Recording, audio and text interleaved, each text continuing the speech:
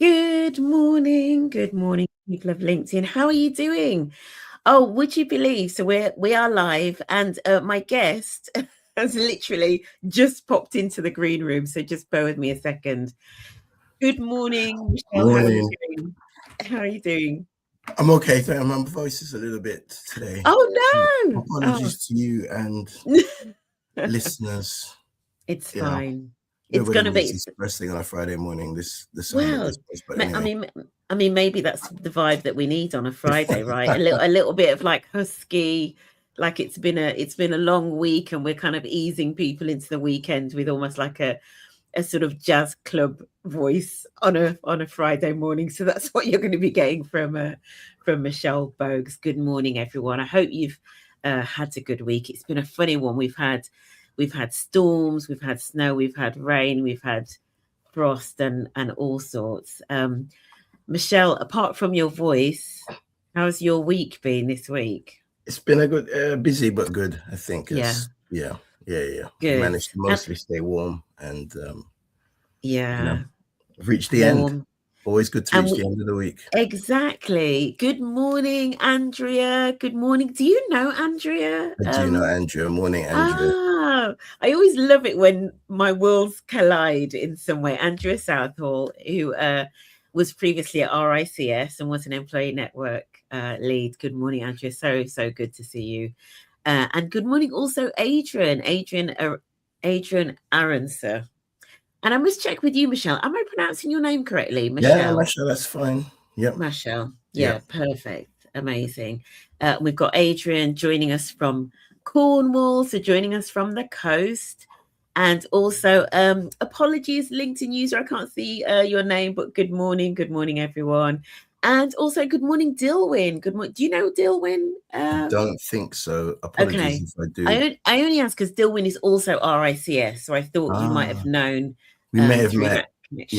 Yeah, I'm a terrible memory for people's names. If I saw Dilwyn in person, I'm like, oh, yeah, I remember this clearly. Exactly. But, and Dilwyn is also an employee network lead. I want to say, I can't remember, Dilwyn, exactly what your network is called. So you might have to remind me, but I'm going to say, I think it's the Multicultural Network, maybe at RICS.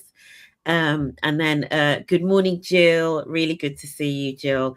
And also we've got Junior Beeman, one of my faves. Good morning, Oprah and friends on this frosty Friday. Junior very affectionately refers to me as Oprah, which I'll take. Junior is the multicultural lead, global multicultural lead for NatWest.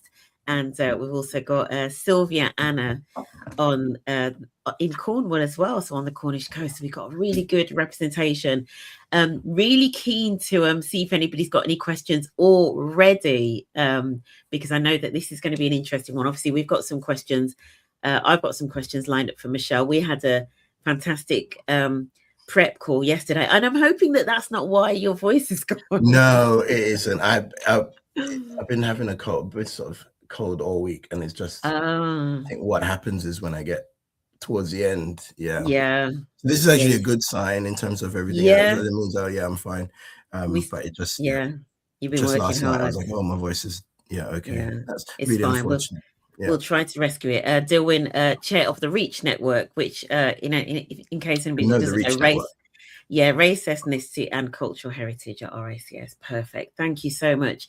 And everybody that's joined, let me know what the weather is where you are. Where I am, I don't know about where you are, Michelle. For me, I've actually got bright blue skies with a little bit of cloud.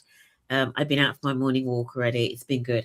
How's the weather where you are, Michelle? Where I am is, actually, it was grey, but it's blue now. It's blue skies. It looks like the sun might be peeking through. Incredible.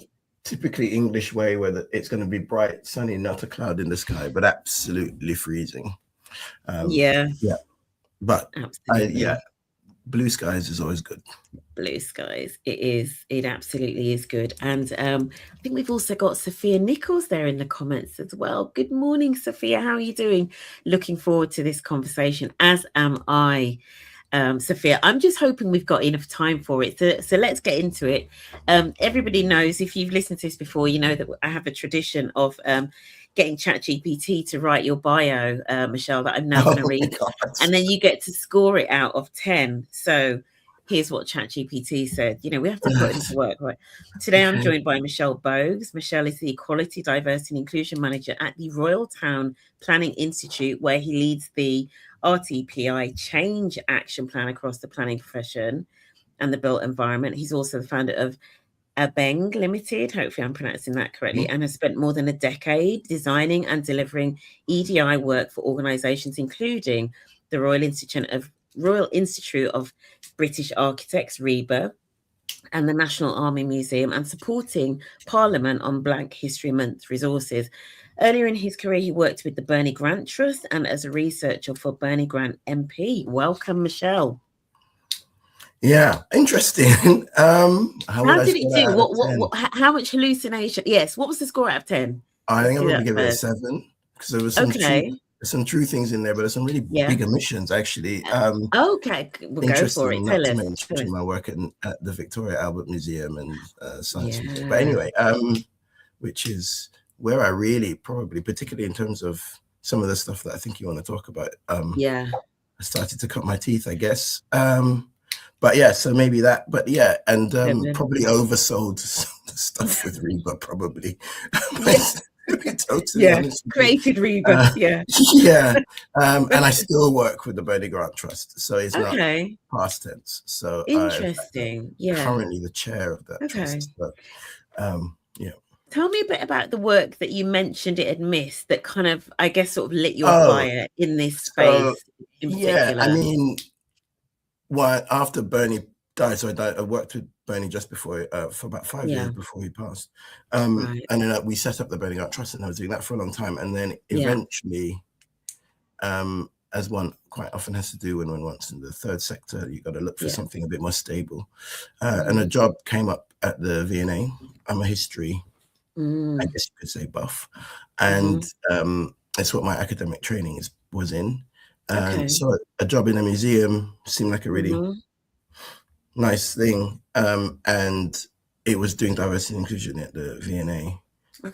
And so I did that for, I think, up 5 years, if I remember rightly. But it was a sort of big project. There's about 6 or 7 of us working on it to think about how does the V&A engage with diverse audiences. Interesting. We very quickly, the 7 of us working on that project, came round to the idea that the typical strategy that museums employed and still do to a large extent, which is to think about specific programming. So we'll do Black History Month, or we'll have a lovely Diwali festival, or whatever the case may be, was not going to work doesn't work in the long term, because what happens is you do something that sounds really exciting. I don't know. You get a rapper in and he does something, and people come on the day and they have a really good time. And then they come back the following day and it's like, well, what's this? Yeah. It's like a different place, like a different venue. Yeah.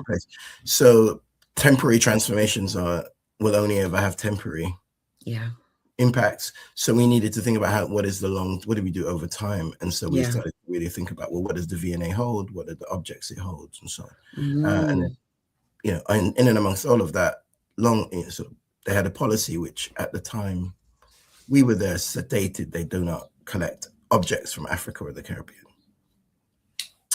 And so we said, well, you can't engage with an audience while simultaneously telling them that we don't collect anything that might come from the cultures that you're looking to find here, or that you're trying to. And so actually we can't say we're open to everybody while simultaneously saying we're closed in other aspects. So that was the big thing. And it took us, but that policy changed. That's the big thing we did. Yeah.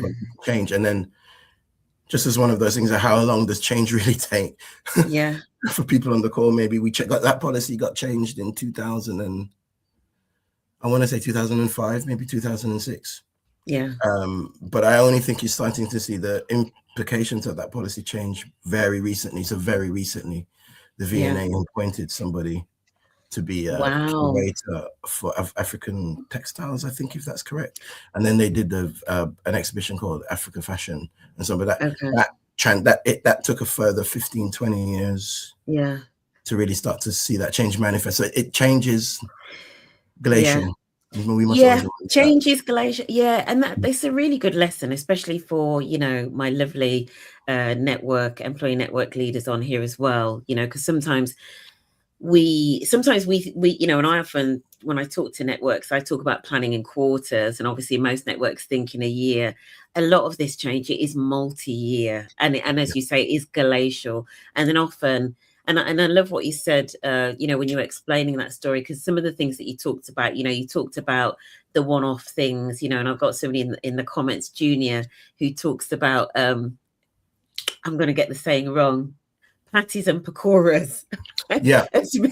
Right, as that, and those are like those one-off things, you know, and everybody's happy because, you know, all of that stuff, but actually those things are kind of like quite temporary and quite fleeting, you know. So you brought in policy, so the importance of policy and process, and then also and then also really you mentioned the resources, so putting people in place to deliver.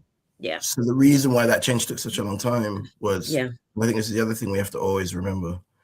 You can change a policy, but changing a policy doesn't really mean anything unless other things also happen. So there are other things that have to happen after a policy is changed. You have to think about the resourcing. You have to think about what happens in practice now that that policy has been adapted or changed. And changing words on a document very rarely, if ever, leads to automatically a change in the way people operate. So all of those things are, you know, you've got to get that mix completely right. And that's in the context of the V&A over that, some of those specific things. I was saying in 2005, part of the reason we got the policy changes, we were saying, I remember saying it clearly to the chief executive at that time, you can't be in a position as an institution which claims intellectual rigor to own objects, which the V&A does, despite itself, from Africa and the Caribbean, and have no curatorial expertise on it. That's a ludicrous position. Right, and everybody accepted that instantly. So they said, well, we have to change, obviously, but it took them a really long time to put everything else in place. And sometimes it also takes, I'm guessing, some external factors. So obviously, you know, things happen in the outside world that influence. And this is, you know, the world of change it's hard and it's messy, and there are lots of different things that influence on different people. And, you know, I sometimes say it's one step forwards, two step backwards, or sometimes it's two forward, one back. Sometimes people leave and other people come, and then, you know, things progress, and then they slow down, and then they move forward. And it's not easy. It's not easy. But no, thank you for sharing that. And it's fine. I see we have somebody in the chat. Into the comments. So Ala, good morning, Ala. Thank you for joining us. As an art historian who works in corporate environment with an inclusion space, of V&A story is fascinating. And I think the arts, you know, an art historian, the arts on their own, I could do like a whole, you know, sort of series on the arts and culture as its own sort of beast. So thanks for that comment, Ala. And also, Jasmine, good morning. I also started in the arts world. I'm an anthropologist who ended up in the business world. I almost think, Jasmine, and I don't know what your views are, but I think especially with AI and all of those sorts of things, I think that the world of anthropology is becoming a lot more prominent, almost like alongside the other sciences, right? It's just my humble opinion. And good morning, Alicia, as well. Thank you for joining us. Right, we're going to delve into this topic here. This right? This is a fiery one, right? So get ready. Fasten your seatbelts, people. Multiculturalism: how place shapes belonging. I'm going to start. We're just going to go in. We're just going to go in. And the first question, we're talking about some of these terms that we've been hearing quite a lot, which is Britishness and being un-American. I mean, I've got here Americanist, but being un-Americans. We're hearing this a lot in the, you know, in sort of like popular culture at the moment. And I also want to throw in the term whiteness as a term, right? And the question that I'm asking, and I want to make it clear as well, when Machel and I had our prep call, one of the things that I said, I'm going to play devil's advocate, right? Not that the devil needs any, but I'm going to be doing that a lot this morning, right? Because I want to make sure that this isn't like an echo chamber. So let's start with this question about, you know, what we mean when we say things like British, whether something is un-British or un-American. Some people feel that there is a growing discomfort around terms like, un-British or Britishness or un-American, and that terms like whiteness get treated as negative by default. Do you agree with that? Do you recognize it? And how do we separate what potentially is valid critique or balanced critique with unhelpful blame? We're going in. Yeah. We're starting with a hard one. Yes. Yeah. Welcome to Friday morning. Yeah. I think it's interesting. I find the idea of whiteness interesting. I didn't realize whiteness had a very fixed definition, because one of the things I find fascinating about the way identity has been played out over the, I don't know, however many centuries, is that whiteness is the thing that's never really been defined. So blackness has a very, people understand, right? Because there's a way in which when you're fighting for yourself, you have to start, when you're trying to claim humanity, you have to state it and you have to assert it. When you're whiteness has never had to assert that, it's always been granted. Okay. Yeah. So I don't know that I accept that whiteness is a sort of, because I think that I don't know that means any, I'm not sure what that really means when it says whiteness. What does that mean? Yeah. For people who are white, what is whiteness? Right. Is it a certain, what are the cultural touch points for whiteness across, in the way, that we might say there are cultural touch points for blackness, irrespective of where you are in the world, whether you're from the continent, directly from the Caribbean, Africa, America, wherever. I'm not sure we have those clearly marked out for.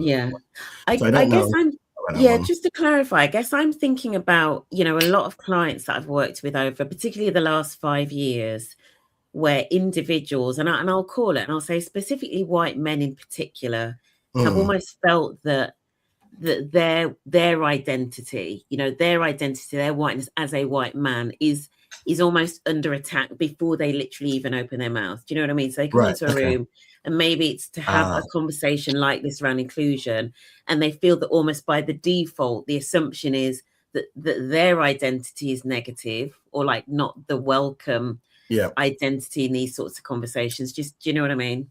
I think I do. So I think there's quite a lot behind that. One is, and I think it's something we talked about a tiny bit yesterday in the prep chat. One of it is a little bit weird, the way in which sometimes diversity and inclusion work gets done, and it's the lean into lived experience and whose lived experience then gets leaned into. So I think sometimes there's a little bit of something around that. But I also think there's something, there is the other part to that, and maybe the bigger part, is that it's there's a kind, what I do think, having said whiteness is not defined, hasn't been fully really defined, and which I don't think it has, but what I think does exist is a sort of fantastical idea around what it means to be white, that partly because it's not properly defined what that really means, anything which thinks it might be pushing back against that or trying to prick that fantasy is a problem, becomes problematic.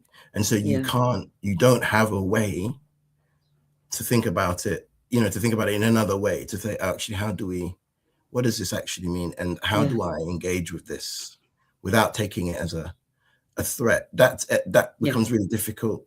How do you manage through that? And it becomes very difficult when if you're setting up conversations or scenarios where it's sort of a lived experience being pitted to some degree against another. Almost like that comparison, like the oppression Olympics, right? Like, who is the most privileged or not privileged, or the most oppressed? And it's also a difficulty, I think, that people are having, not just in this space, but around just generally, particularly these days, around understanding complexity and nuance, right? So actually, you're saying those things, and suddenly I'm thinking, oh yeah, this is like when if you say somebody has privilege and they say, I don't have privilege, I grew up in a 1-bedroom council flat with 6 brothers, and my mother, we ate only, I don't know, chips for dinner 5 nights a week or whatever it is.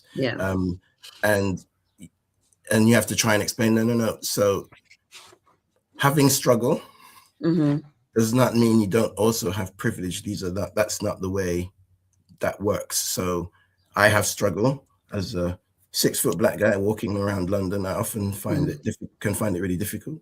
People don't like to sit next to me on the tube, for example. And even though there are seats and it's busy, but people don't not sit next to that guy. That happens, like all the time.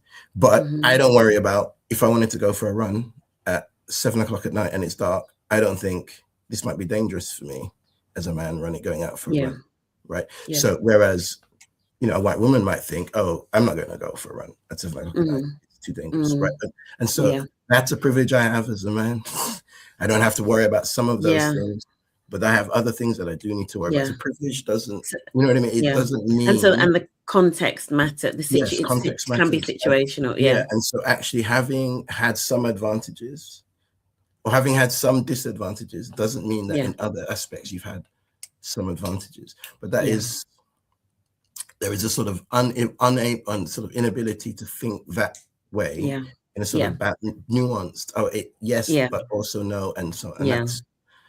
It is that can make those conversations really difficult, and that's what we have to try and get people to get to. Is like, okay, sure, but we're not saying that any of those things are not true. We're not saying that you haven't had struggle.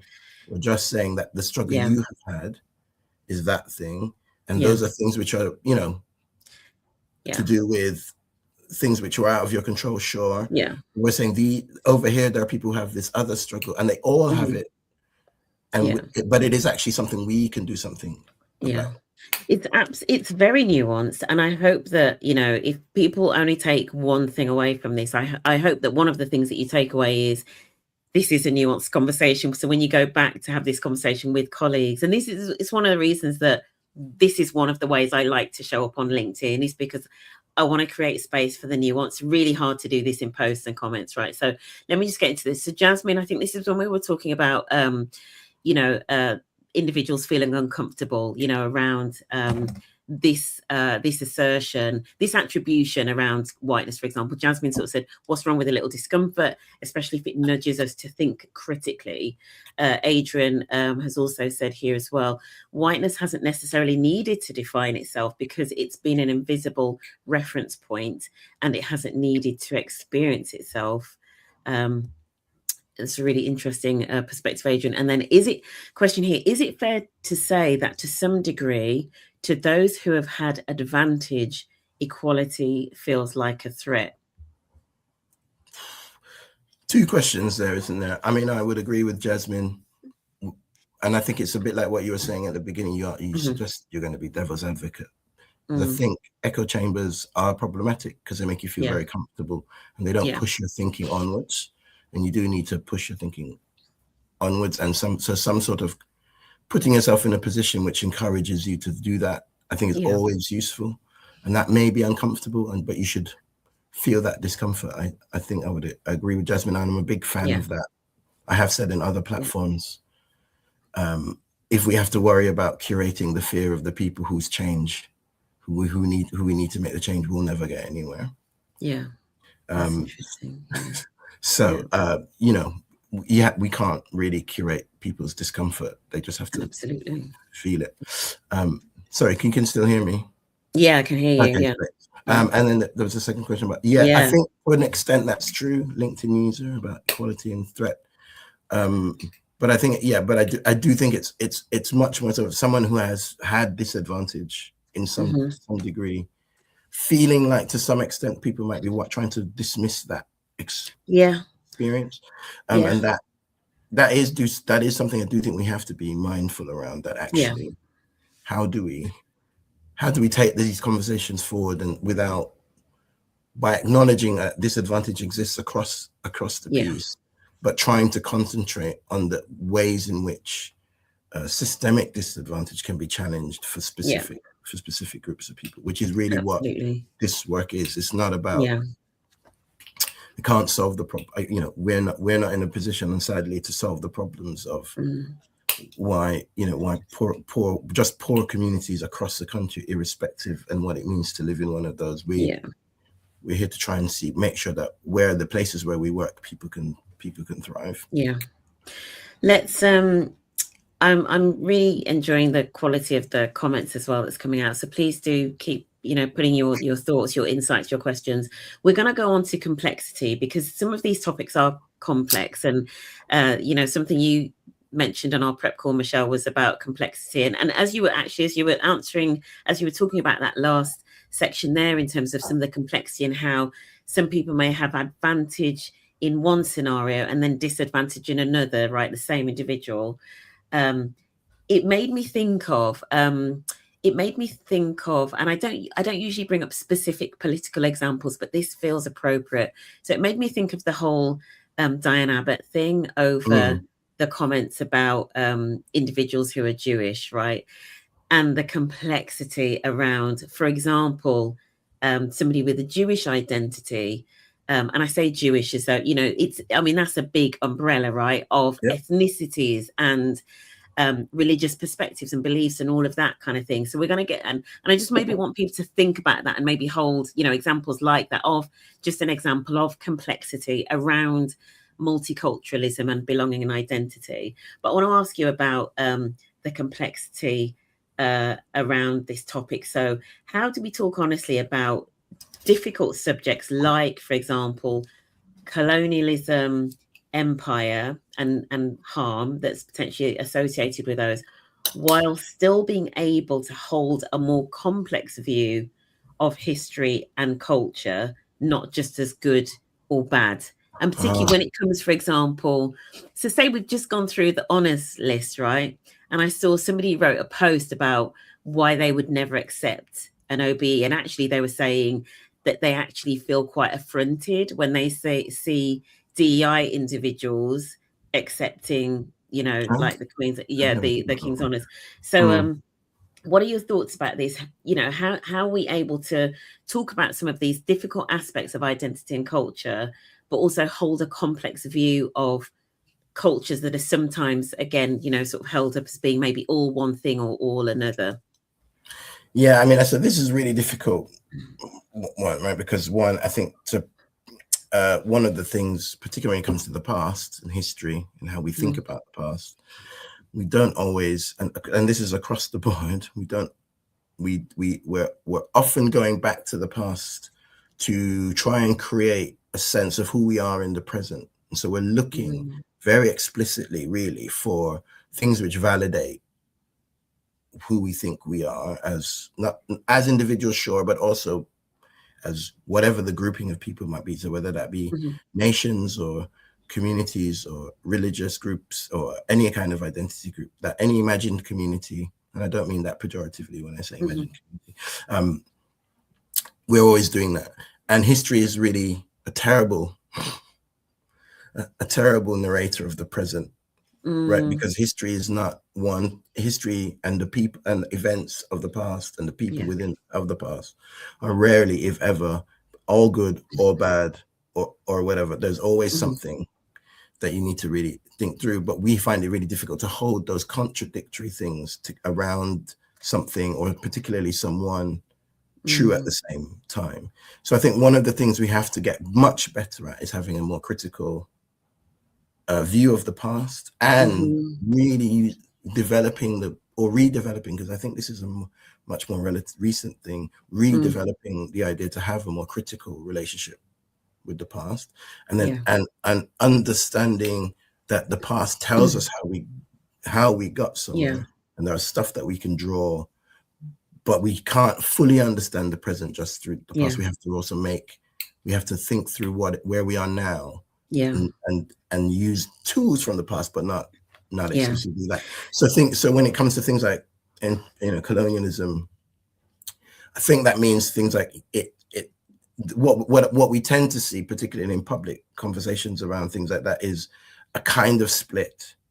So you have the side of the story of colonialism, which is, which might try to tend towards a more balanced sheet approach, and people still talk about it, which drives me crazy.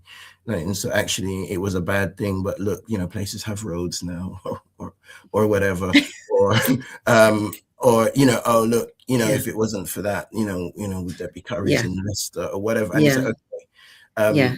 The net effect, net positive kind of thing, and it's like, net positive type of thing, and it's like, oh god. And then but alongside, beyond that, or there's a kind of economic story that goes around that, which is really important to understand. And then you'll have the kind of the sort of trauma side of it, and that will be that, it will be that side that comes through. Those are all true things to some degree, in the sense that, and the some degree bit replies to the balance sheet net positive stuff. The trauma stuff is all real. It's all true. It's not, there's no degrees to it. It's just, it is what happened. But there is this other stuff that did happen. And, we just have to, how do we start to tell a more complex story, not just of what that was, but what that means for where we are now. And that, the thing that I think nobody ever really talks about when it comes to that is that, we are now in 2026. 2026 looks like that precisely because of that past. That past is foundational for the way that we look now, going back to enslavement and all the way through. Not just in terms of, big power dynamics and the way the world works and the fact that there's a global south and a global north, but it is, of course, all to do with that too. It's not just, the fact that parts of Africa still operate on a cash crop economy, which is which is 100% a throwback. If you're in Kenya, it's tea or whatever. Jamaica still is a sort of sugar is its cash crop. And for people on the call who don't know this, I think it's still the case that Jamaica is a net importer of sugar, which is crazy. Wow. So I never knew that my heritage. You can.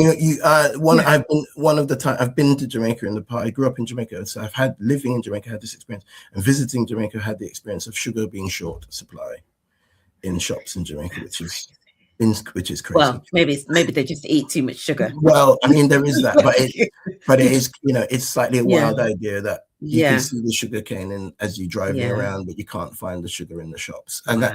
So, but that again, that's a throwback to colonial, enslavement, all that. But it's not just in all of those things. It's also in the ways in which the world works in a more for sort of more person-to-person interaction level. I was talking to you yesterday. It's why England drinks tea.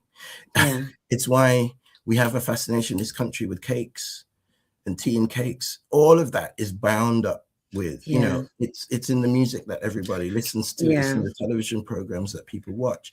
All of that is bound up in that past. So it is, that past tells the story of who we all are, not just who some of us are. I love that. And that is the thing that we need to really get round to talking about. It's actually that colonialism, that enslavement, the good, not that there was much of that, but the good, the bad, the ugly. And the ugly of it tells the story of who we all are. And if we don't start engaging with that, we're really going to struggle. I mean, so confession time, I was never really interested in history, right, at school, but since that I've done a lot of digging, obviously, into a lot of aspects of global history and the anthropology side. But the way that you described it there, Machel, in terms of, history has kind of, we're all sort of like almost like bound up in each of this history. So even though there is space and place and all of that, and I'm going to ask you about your heritage shortly, because I think you bring a really interesting perspective. But we are all bound up in each of this history. But the thing I also love that you said at the start as well is we need to be more critical.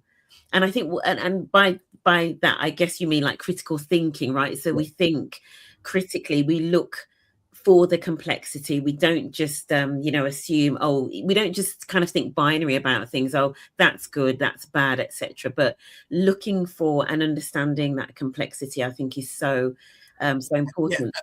We also need, by doing that, I hope we would get to a point, particularly when it comes to thinking about things like, enslavement, colonialism, and where we can also, and some of the figures involved, so whether that be a Churchill or whoever else, and or just a Wilberforce, or someone like a Gandhi, right? So sometimes when I go on these platforms, you talk about Churchill and attacking Churchill. Is there anybody else? Not just people like Churchill. Churchill has some problematic aspects to his. It's out and out racist, in my opinion.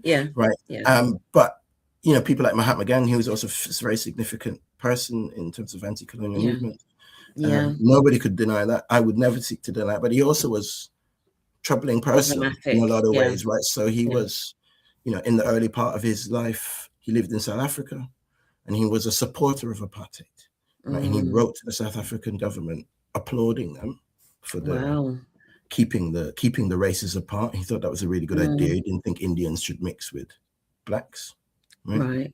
Interesting. He may have changed his mind. I don't know that there's any I don't know that there's anything that he ever wrote that says that. But you know, I think it's fair to say he probably changed his mind.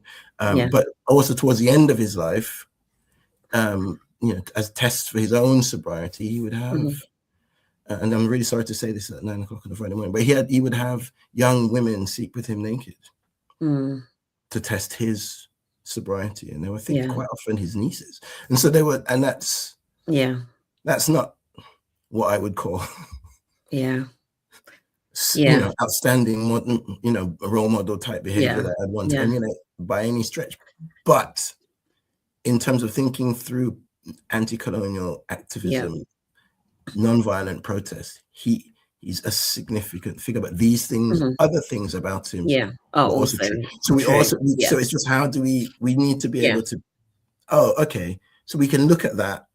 We have to accept that these things all are true. What does that mean? And hopefully that means it means that we can take what we do need, which is valuable, right, and disconnect it, disconnect it from what was awful, and don't carry the awful forward.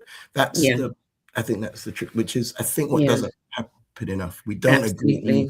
You know, if we go back to church, we don't do that.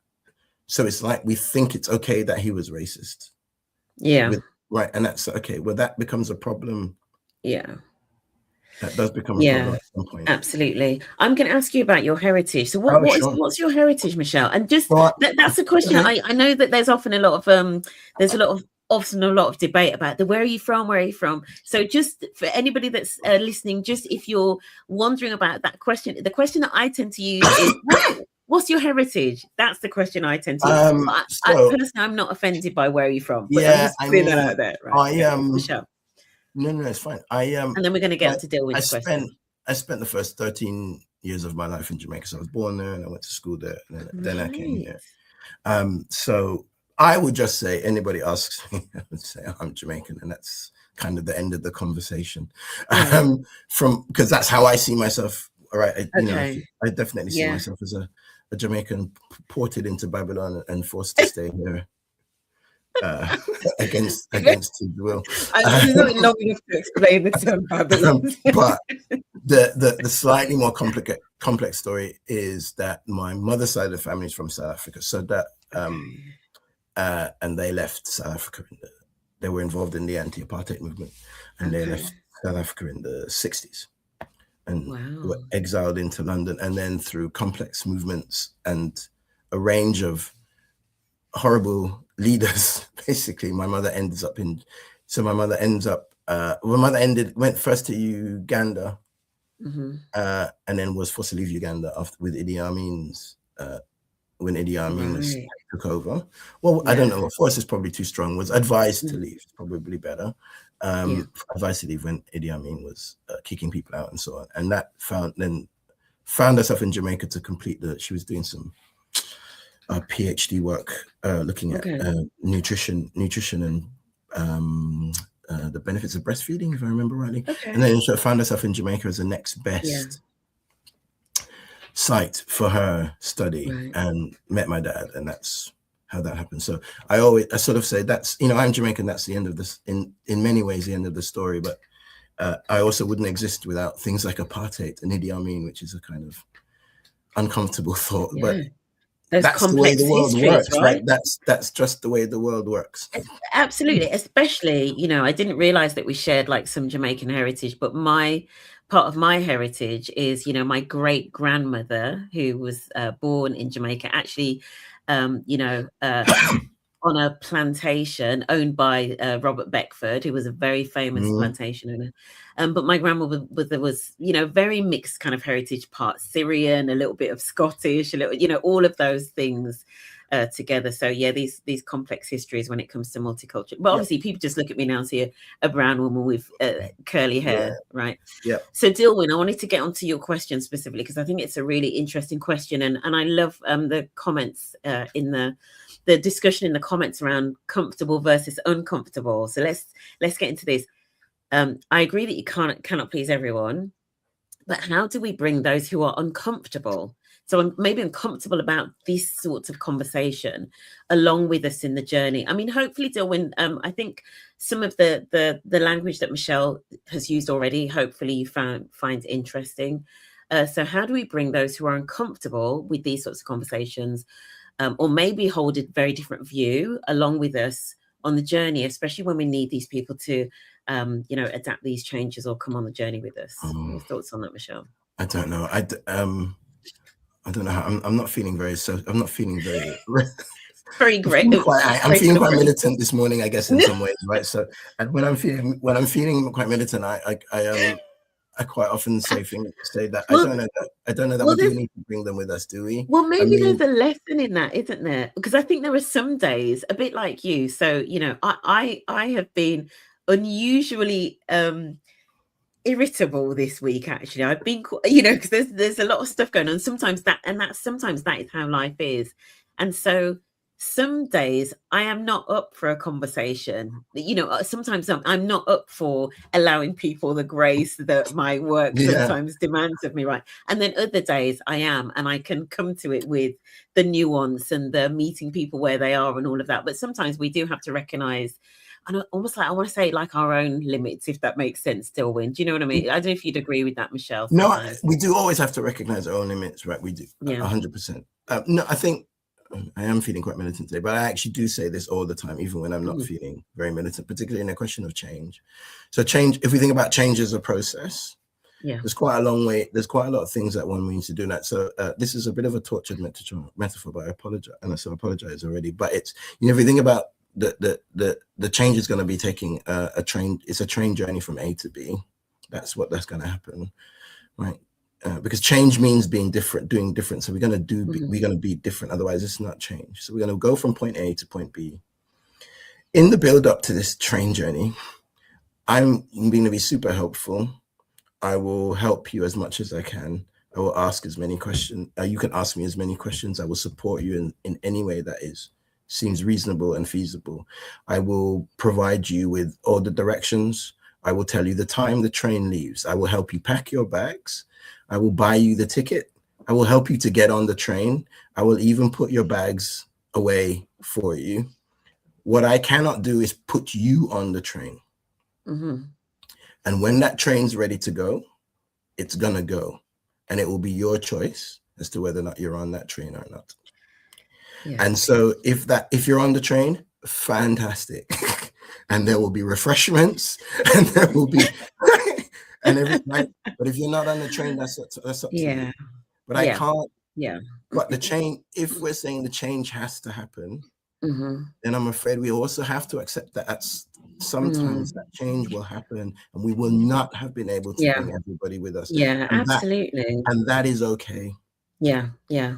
I see what I would throw into the mix as well, Machel, just to kind of add on to what you were saying, because one of the things that I've seen specific to networks as well, actually, one of the things that I've seen, in fact, I've got an invite in my inbox for, so I know the Tesco Race Ethnicity Network. I know they have been running a book club, I want to say for like, it's easily 6 years or something, like consistently, and it's a they've invited me to a couple, and it's a really, I mean, especially if it's fiction as well. I'm just going to add that in. I'm not a big lover of fiction myself, but when it comes to talking about difficult topics, like for example delving into history, somebody's lived experience, what does that thing mean? What is sometimes when you do it through fiction, it can be really, really useful because it takes up some of the emotion out of it, and it's a really good learning opportunity. And book clubs, I know some people sort of scoff at book clubs and they think,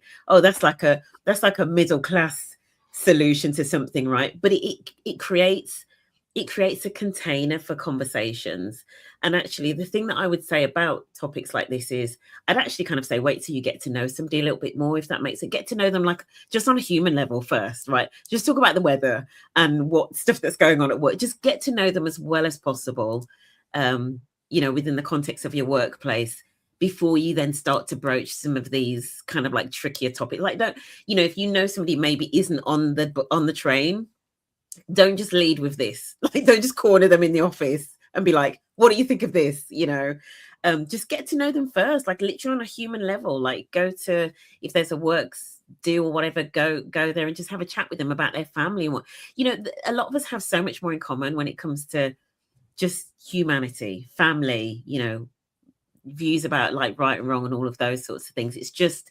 don't even get me started on social media, but there is a perception that there is more division actually than there is, I think, and that there is a perception that we are more different actually than we are, right? And the reality is, when you break it down to what makes us human and what people care about, there is more in common than there is difference. Okay. Thank you for coming to my TED Talk. Okay.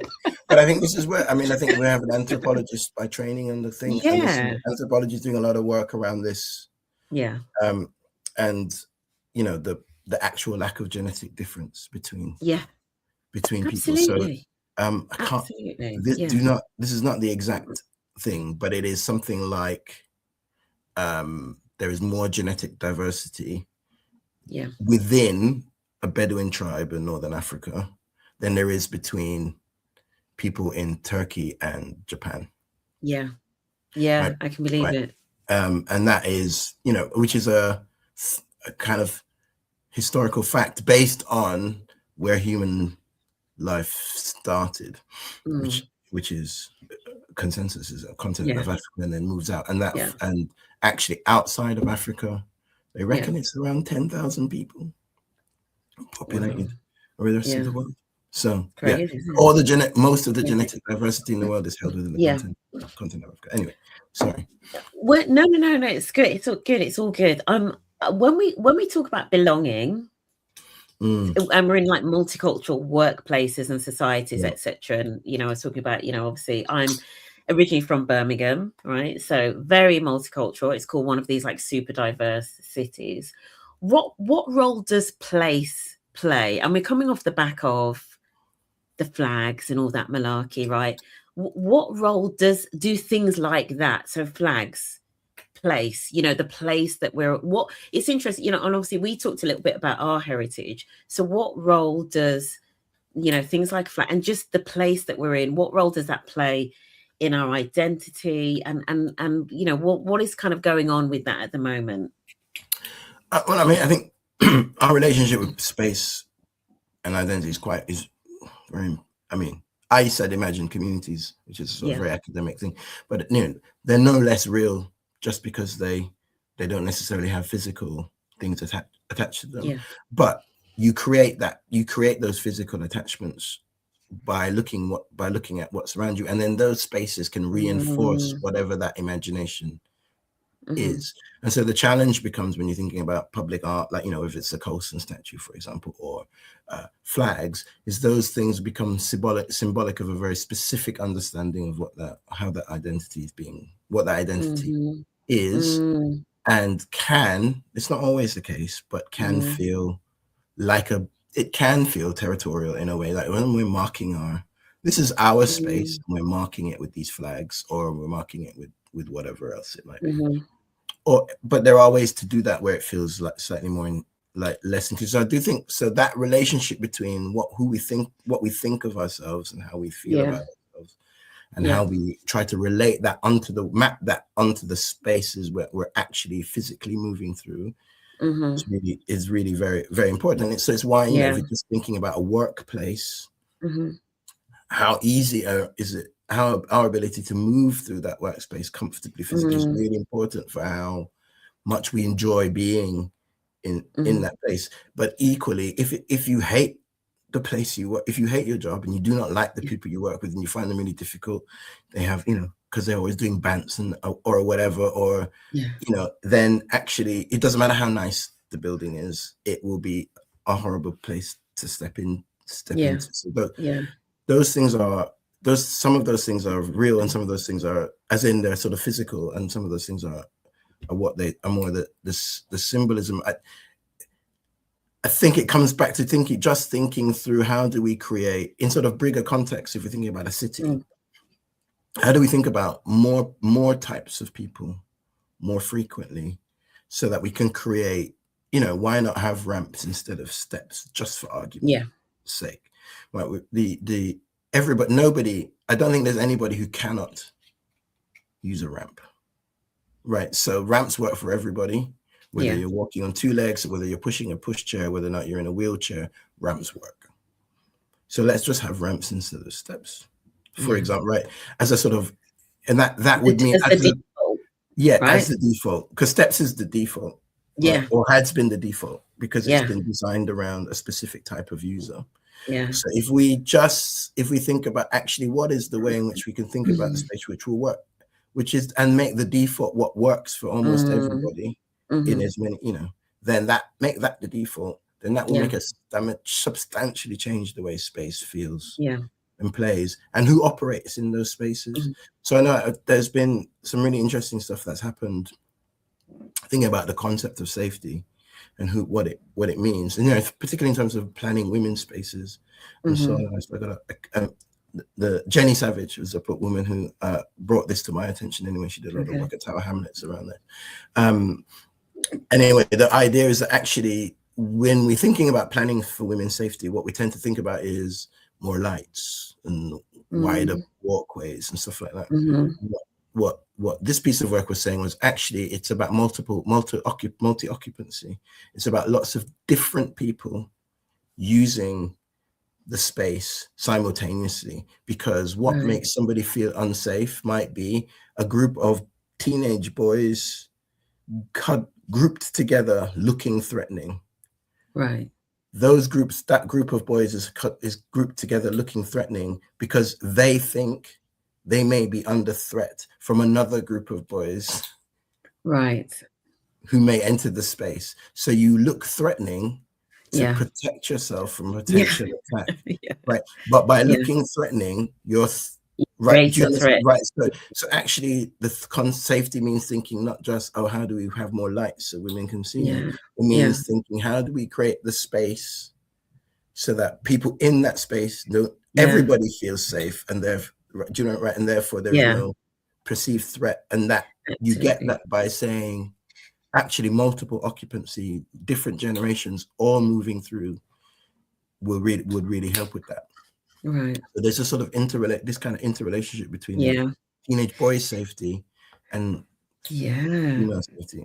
It's really interesting. Really interesting. The way that you explained it there in terms of I guess particularly the ramp and the stairs, like, which, anybody that's obviously working in accessibility work that's listening to this is like, that's like an obvious, but there is just something about, how do we make the default in terms of our spaces and places just as inclusive to everyone? Like the default becomes that it's inclusive, then that will, that will make it a place where you feel like you belong, right? If the default is welcoming, because if the default isn't, then it's problematic, right? I mean, I'm fortunate enough to walk around on 2 feet. I have done my whole life. I don't think I've ever encountered a ramp and thought, oh god, that's annoying. Ramp. I really wish it was stairs. I don't feel included. I don't think anyone would feel like that. I would just think, oh yeah, okay, it's a ramp. And then, in fact, when I was a kid, I loved the ramps because we'd go roller skating on the ramps. It was great. And the default, then, when I think about, for example, multiculturalism, and then there's some brilliant comments in the comments. Kate, your point here about you were at the Army's Multicultural Conference, and they had historians talking about the history of different regiments, the Gurkhas, etc. And all that work that Joanna Lumley was doing and all of that stuff. Wouldn't it be great in workplaces I mean, I've worked in some great buildings that had a lot of history, and even if the buildings were new, they often brought a little bit of the history of the old buildings. And I've been in workplaces where there was either a coffee table book or there was artwork on the walls that maybe told the history of the company. Wouldn't it be great if, so to whoever's listening to this, the next time you go into your office, right? Let me just pull up that point so I don't forget it. The next time you go into your office, if you have walls like that are charting the history of the company or whatever, just maybe look at how inclusive that is. Bearing in mind what we've been talking about and Machel's point around the complexity of history and how different cultures have actually intertwined in this global village that we all live in, right? I think it's really interesting. Let's just pick up this point here. I don't think that ramps are universally positive. Please explain, LinkedIn user in the comments. Love that. This is not sure they're not, but I mean, the point about it wasn't so much ramps are genuinely they're necessarily a good thing in and of themselves. It's more that actually, if we put steps, obviously exclude people or make life more difficult for people who have mobility issues or are going to be pushing pushchairs around. So if we put those people at the forefront of when we're planning, it will automatically change the way the space feels for and it will change the way the space feels for everybody, and probably for the better. But so it's probably worth adding that I think to your point as well, caller, it's contextual, right? It's not going to be, as we were saying before, so let's take our own medicine in terms of not just applying the binary thinking now of like, that's now the solution to everything.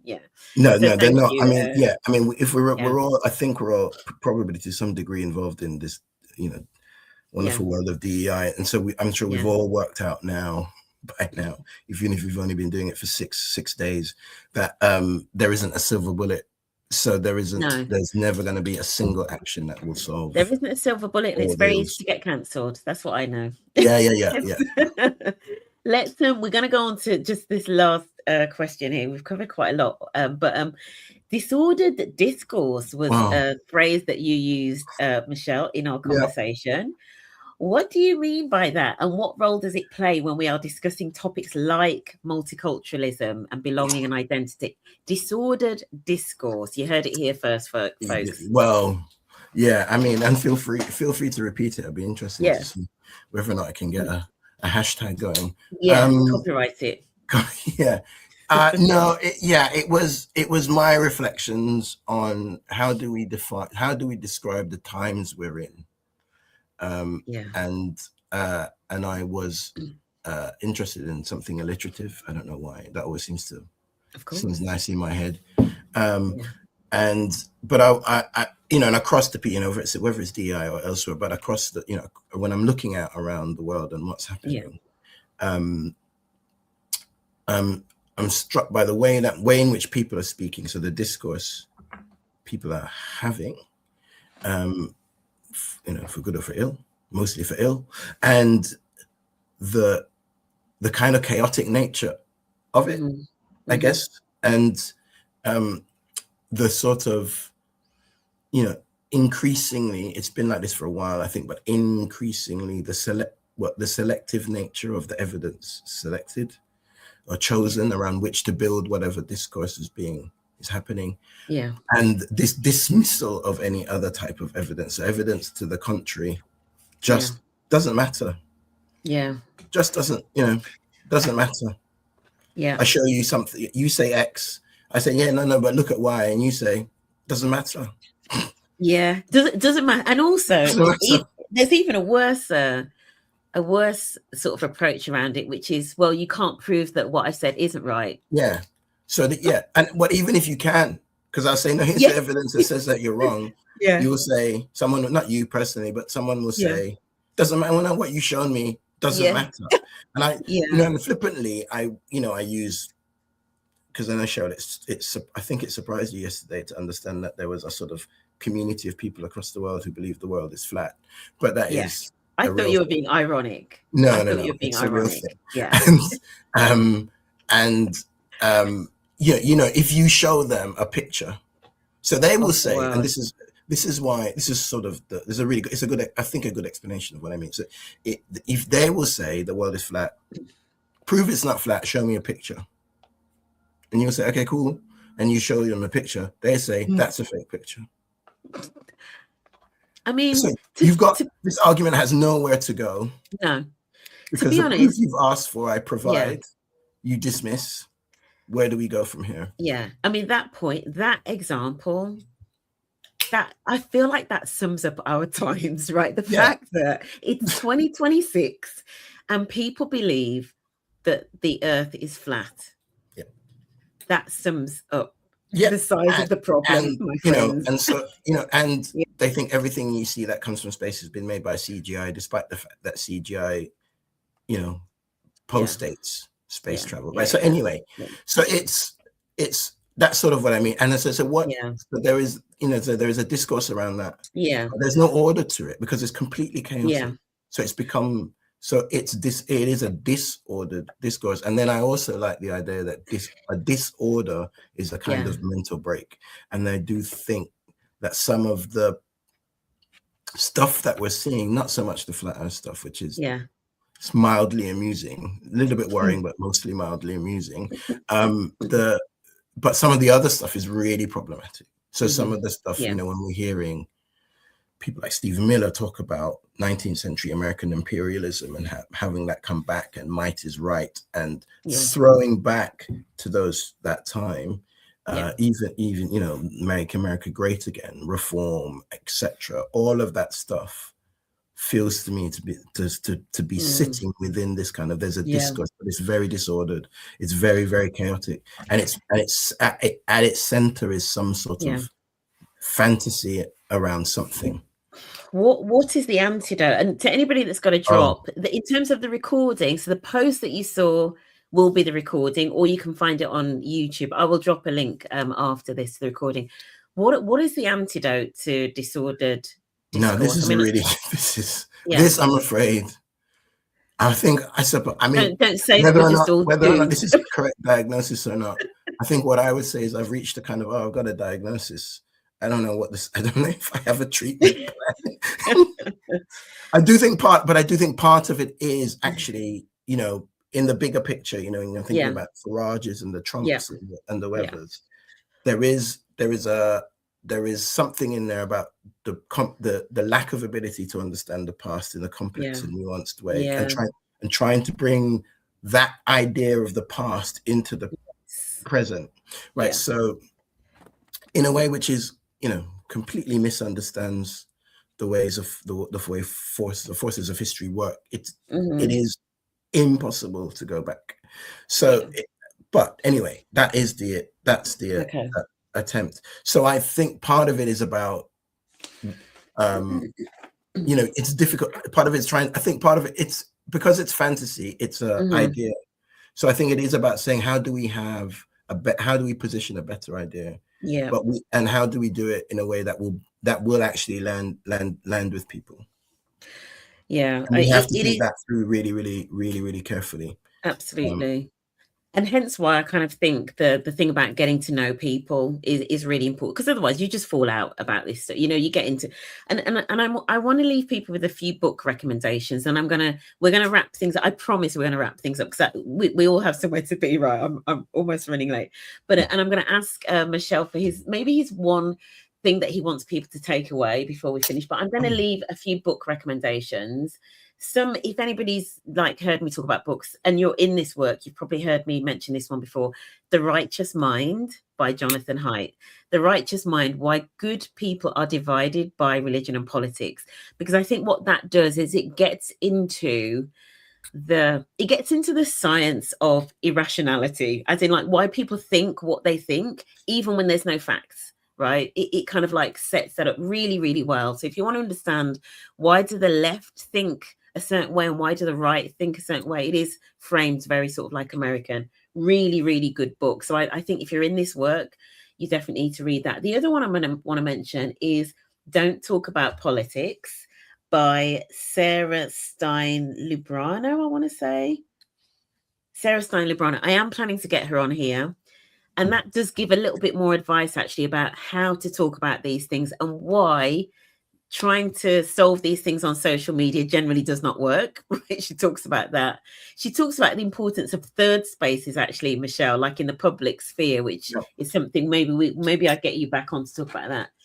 And then the final thing I wanted to leave people with about different ways of thinking is Edward de Bono's 6 thinking hats. If you haven't come across it, it's a more systematic way of working through problems, discussions, etc. But in the context of this, like you were saying, Machel, if somebody has beliefs that are based on non-fact, or at least non-commonly accepted fact, it's almost impossible.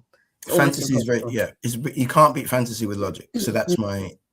The other thing is you sometimes need an influencer, so somebody that they look up to that maybe thinks differently. That's one of the ways that Jonathan Haidt talks about this in his book. Like, how do you persuade somebody that believes something like random? And he talks about what that cycle can look like, but it's very difficult.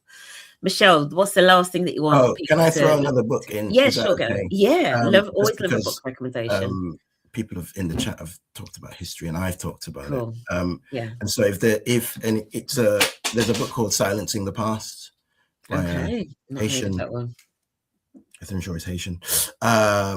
Anthropologist / historian. Sadly passed away now, but Michael Wolf Trulio, if I remember how to say it probably. But try to remember to link these books in the comments, folks. It's really the book for understanding the sort of ways and the sort of production of history with the Haitian Revolution at its center. Really, it's particularly the first chapter. I think anybody would be if you're interested in the production of history and how what happens and how things from the past get silenced. Fantastic. Good morning, Leighton Campbell. Love this disordered discourse narrative. Honestly, Leighton, it was when I heard it, I was like, all the lights went off for me. Leighton Campbell last year ran the UK's first International Men's Day conference. Congratulations again, Leighton, giving you flowers for sure. What's one thing that you want to leave people with? I feel like I may have not, I think I might have made some people that there's no hope on it. But I think the thing I would say is, no, actually, it's difficult, but there is always potential for change. But I think we just need to I think one of the key messages for me, particularly in DI spaces, there's always potential for change. It is tough. It might be slow, but we must. But we need to be okay with that change not being for everybody. Yeah. Absolutely. So if there are people for whom the change is going to be too much and they don't want to do it, I think we have to be able to accept. Accept that. Yeah, and maybe at different times, going back to your train analogy, maybe they're not going to get on the train you're on. Maybe they're going to get on the next one. Maybe they're going to get on a different train somewhere else. The example you gave of the VNA at the top of the conversation, like, look how long that took them to finally sort of put the steps in place, right? These systems were not built overnight, and they're not going to be changed overnight either. That's the reality of it, right? Thank you, Machel. Thank you so much. If people want to find out more about you and your work, where do you tend to kind of hang out and give your thoughts and your perspectives? I'm absolutely awful poster of things, so it's fine. I'm the same, honestly. LinkedIn. I'm on LinkedIn, and I'm in LinkedIn. No, I am there. Yeah. And I do respond. I mean, I'm not the quickest, but I am on LinkedIn. Yeah. I do respond in eventually on LinkedIn. Okay. It won't take me 6 months, but it might not be 6 hours. Yeah. But you're not a prolific sort of, I'm not really. No, I don't have that particular character trait. I'm the same. Compels me to tell everybody what I'm doing in the moment that I'm doing it. I'm slightly envious of the people who do that. No, I'm the same, but it's because I actually have a love-hate relationship with social media at the moment. I'm almost bordering on a conscientious objector, but that's for another. And here I am talking on social media, but that's for another conversation. Machel, thank you so much. No, thank you. And thanks to everybody and apologies if my voice was a bit. No, it's absolutely fine. And do you know what? Tad late joining, apologies. No, and you know what? And I have to give a shout out to Celia as well, who found you, because she's been bringing me some amazing guests. And to be, if I'm being honest, this is a difficult topic, which really needed somebody that knew what they were talking about. And you knew what you were talking about. I did my best, is what I was saying. Maybe you'll find somebody who really knows what they're talking about next time. You know, be like that Machel last week. Yeah. And honestly, thank you everybody in the comments, especially those of you that have literally been with us through the whole conversation. Andrea, I saw your comment about setting up the book club. I used to run a book club. Maybe we will see. Well, I don't know. I just don't know if I've had the time. I'm actually looking to join somebody else's book club. So if somebody sets one up, I will be there. But thank you all, honestly, in the comments for your insights and your questions, etc. And I really hope that this has inspired you to do a bit more of the work, you know, in terms of like the history and the complexity, because I think it's fascinating. I'm definitely going to be diving into that book that you mentioned, Machel, but also hope that it's given you a little bit more confidence around some of these difficult conversations potentially that you're having in workplaces. And that's it. And I'm, you know, that's it. Just to say thank you and go with grace. So everybody have a great weekend. Machel, thank you. Thank you So much. Thanks, everybody.